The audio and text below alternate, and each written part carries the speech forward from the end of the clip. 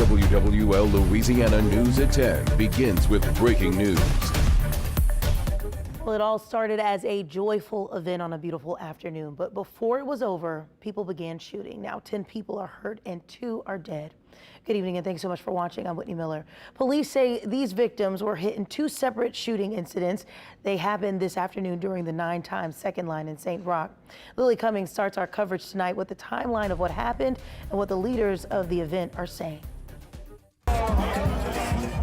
Video from Sunday afternoon shows large crowds as the 9 times second line paraded down Almonaster Avenue. And it started very small between 2 neighborhoods, the Desire and Florida neighborhood, and it just grew. And I think people have came to loving that and want to be a part of that. But you can have 99,000 people out there, and all it takes is one person sometimes to mess up something that is so beautiful that happens once a year.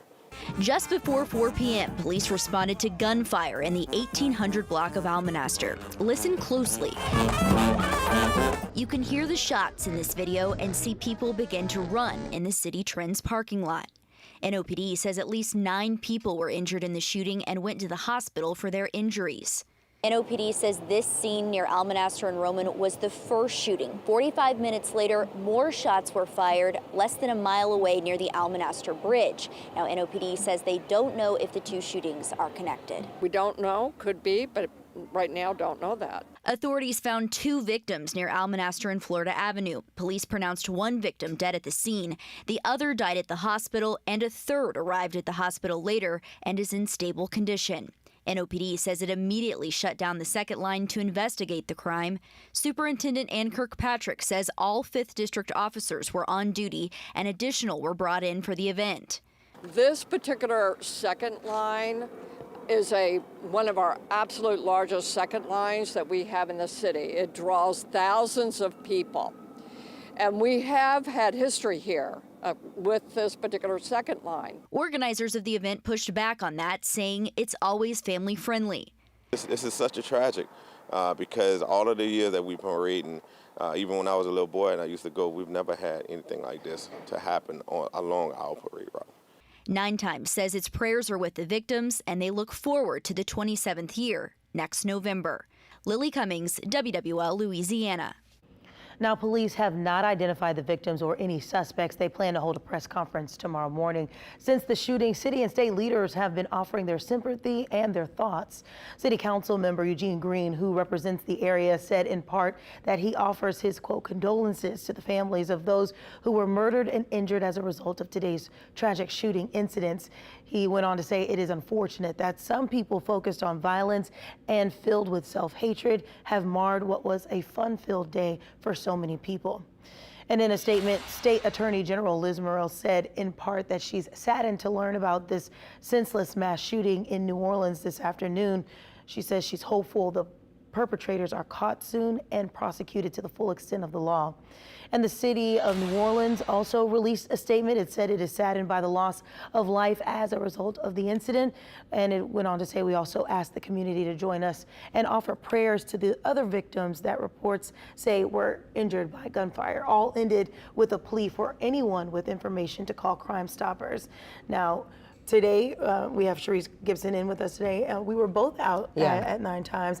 You were out earlier when it began. Yes. And I went out just in the middle of it happening. You know, you hear that saying that it's a 9th ward holiday because it truly is. It's a homecoming for a lot of people. You have people who have not been in their homes since Hurricane Katrina, when, of course, the housing projects were torn down, and so it left them without any housing. So people are literally coming back to this. It attracts thousands and thousands of people. It is one of the largest when you talk about the Desire community and the Florida community. The area I was in was near where the Florida housing projects at one point used to be, and it was at the beginning of the second line route. I was actually at the space where they had the first stop of the route. This is where I was honored to give cheers, a toast to the King and Queen of 9 times, and of course to Ms. 9 times as well, and Mr. 9 times.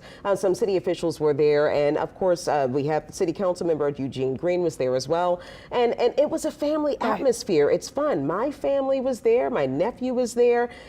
People bring their husbands and their wives, and anyone who's had an opportunity to go to a second line, which we have every single Sunday. Yeah. It's either uptown or downtown. We know that it is an atmosphere. There's a lot of music. There's a lot of movement. A lot of joy. It's so much that's going on. And so when you hear about something, and you know, I learned about this from you. I was going to say, I come back to work and I'm telling you about it. I want to show you a video, the video that we saw in Lily's package. This is video that I shot because I was actually across the street from when these shots rang out.